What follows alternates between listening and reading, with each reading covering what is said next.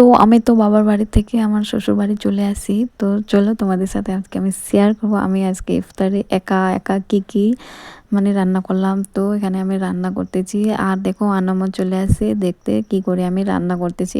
তো আজকে আমি কি কি রান্না করছি দেখো, চালের আটার রুটি বানিয়েছি, তারপরে এখানে বানিয়েছি পেঁয়াজি, বেগুনি, আলুর পকোড়া, তারপরে দেখো দেশি মুরগির মাংস রান্না করেছি চালের আটার রুটির সাথে খাওয়ার জন্য। আর দেখো তোমাদের সাথে শেয়ার করার জন্য প্লেটটা আমি সুন্দর করে সাজিয়েছি।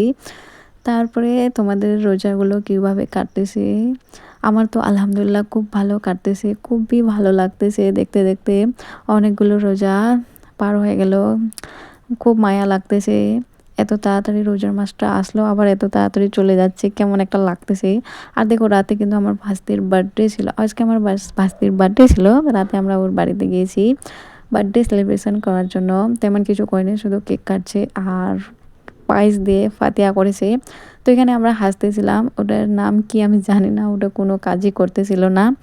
তো আজকের ভিডিওটা কিন্তু এই পর্যন্ত, দেখা হচ্ছে নেক্সট একটা ভিডিওতে। আল্লাহ হাফিজ।